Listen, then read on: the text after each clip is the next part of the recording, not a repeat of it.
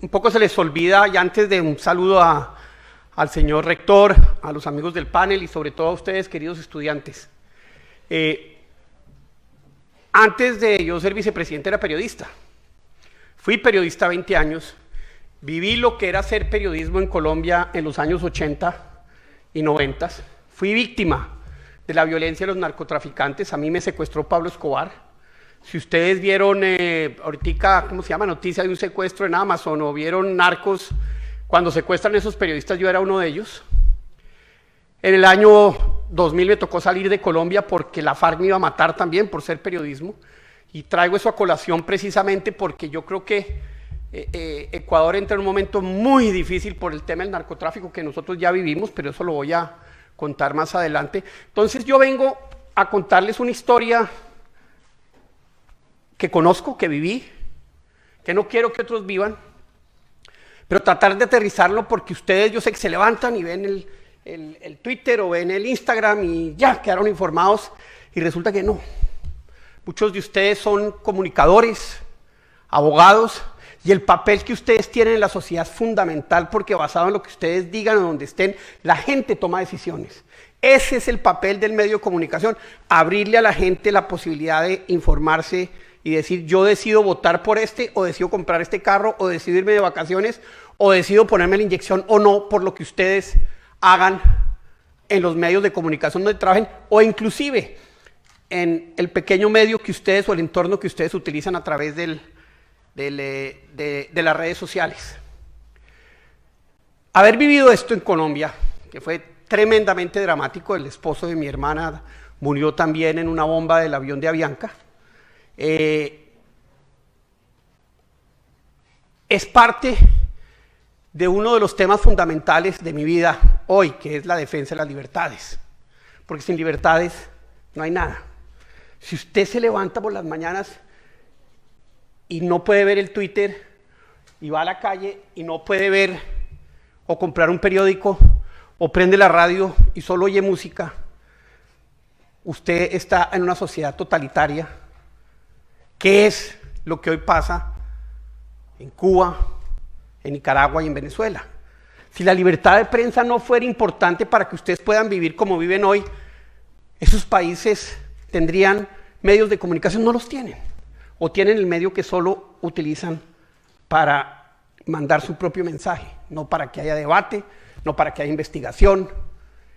Y eso es lo primero que pierde una democracia cuando la democracia pasa de ser una verdadera democracia libre a ir a restringirlo y a irse disminuyendo para llegar a ser una autocracia como hoy son estos países.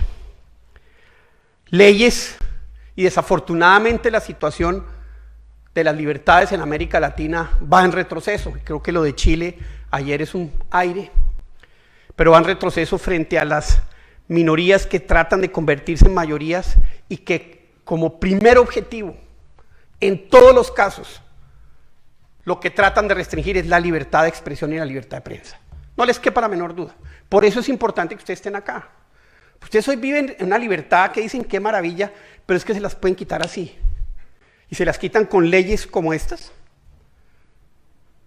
y con otros mecanismos que acaban restringiendo la capacidad de cada uno de ustedes de levantarse y ver un Twitter o un Instagram, o ver un periódico o oír una radio.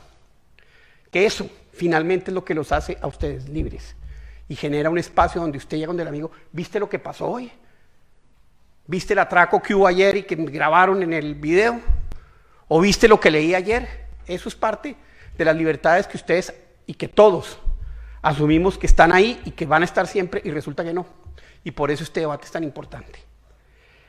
El estado de la libertad de prensa en América Latina es dificilísimo. Mire, en México llevan 18 periodistas asesinados este año. 18. Es más, en el entierro de uno llegaron los narcos a amenazar a los que estaban en el entierro. Dijeron, fuera de acá, ustedes no pueden nivelarlo. 18. Y el presidente de México todas las mañanas sale a hablar mal de los periodistas. ¿Por qué? Porque el fondo del periodismo es eso, es controlar el poder. A mí, cuando yo estaba secuestrado, llegó un día un señor y me dijo, oiga, Escobar manda a decir que usted tiene que escribirle un mensaje al presidente. Le dije, listo, déjeme solo, yo lo escribo solo. Pedí una caja de cigarrillos, 1 litro de café y escribí 3 párrafos. Y en los 3 párrafos lo único que le dije a él es, vea, haga lo que pueda por liberarnos. Pero no se le olvide que usted es el presidente de la República y usted tiene que hacer respetar la ley y la Constitución. Y se lo repetí, la ley y la Constitución están por encima de la vida mía. Ese mensaje quedó escrito, porque eso fue lo que a mí me enseñaron y por eso es por lo que hoy peleo y por eso es por lo que hoy estoy acá. Porque sí siento que esta ley es una amenaza inmensa a la democracia. Pero 18 periodistas han sido asesinados en México y nadie se indigna. Y resulta que en Nicaragua el señor Ortega se precia de que el diario La Prensa, y muchos de ustedes no saben qué es el diario La Prensa, y quién era Pedro Joaquín Chamorro. Nicaragua era una dictadura con los Somoza, y el que dio la pelea contra esa dictadura era Pedro Joaquín Chamorro, y lo mataron por eso. Pero él creó ese periódico, y hoy, ese periódico por una decisión de un juez, por una supuesta demanda de calumnia, el Estado se quedó con él, y se quedó con las instalaciones, y se pasean, y lo van a volver un centro cultural. O el Nacional de Caracas, lo mismo.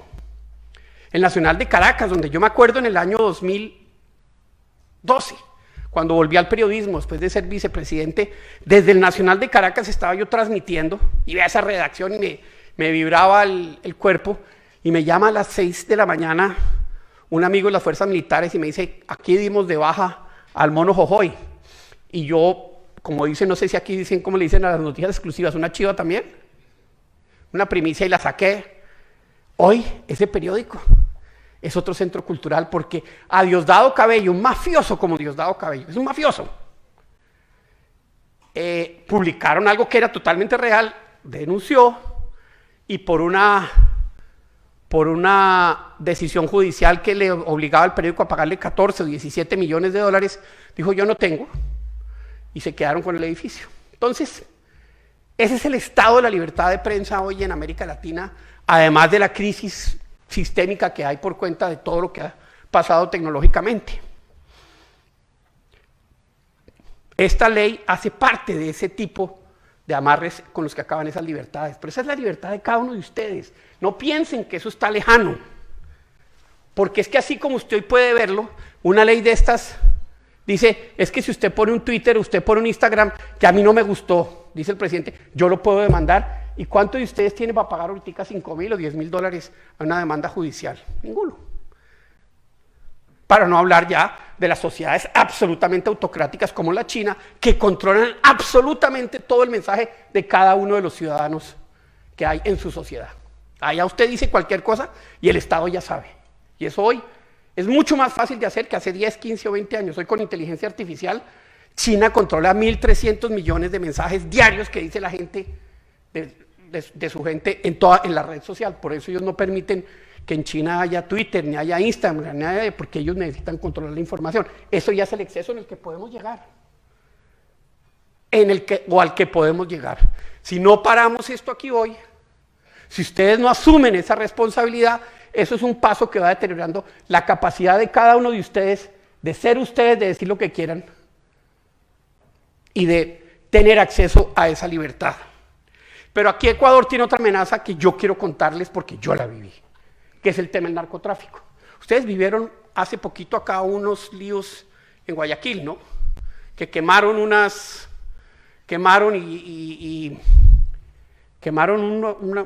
me acuerdo cómo fue y pusieron, bueno, nosotros lo vivimos.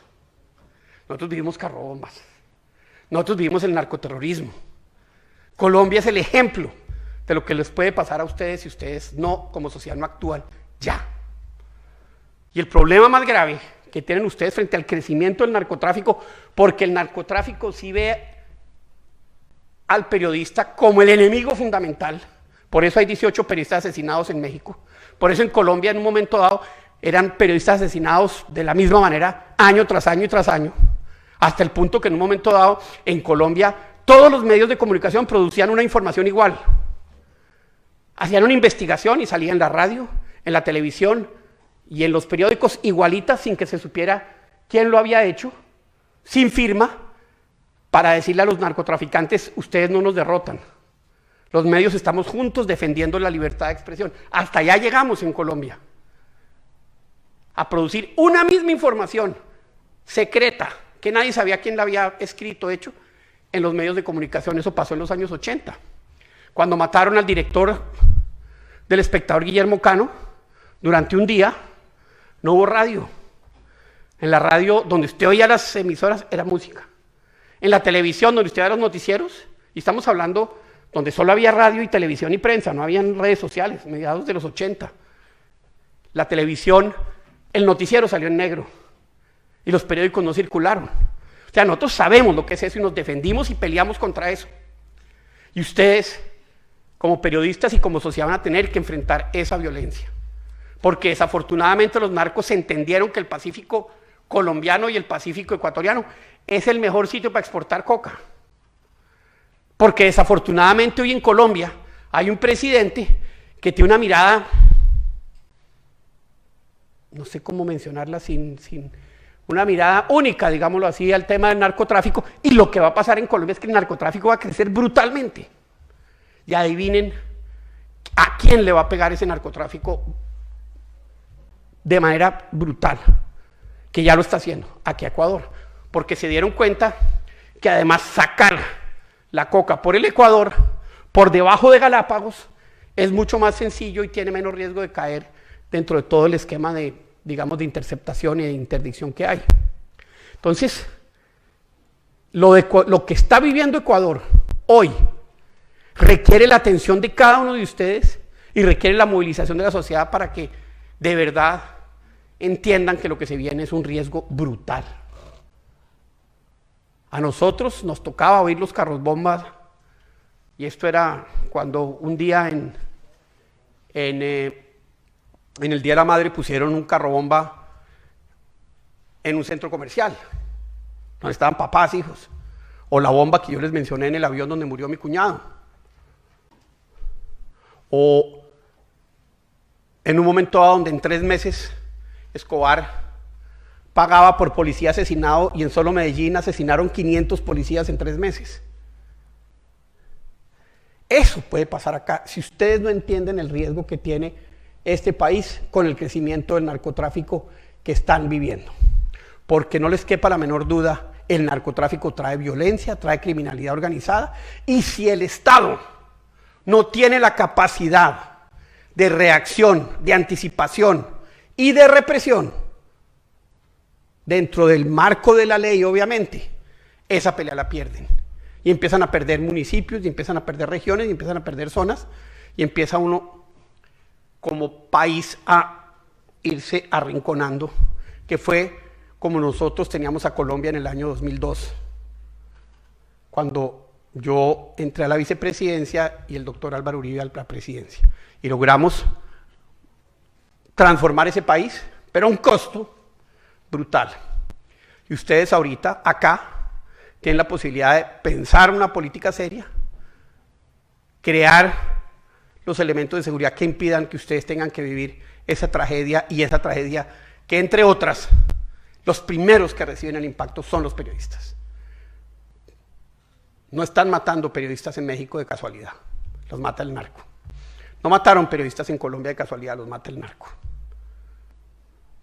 Pero si a usted le suma a eso la capacidad de una ley como esta de restringir la posibilidad de decir las cosas como tienen que ser, más la crisis tecnológica, lo que acaba creándose es un ecosistema de información tan restringida que ustedes acaban no entendiendo qué es lo que está pasando en el mundo alrededor, y por lo tanto con imposibilidad de crecer, de desarrollarse y de poder ser las personas que quieren ser ustedes en un entorno tan distinto como el que vivimos nosotros en el periodismo y como el que a ustedes les va a tocar vivir.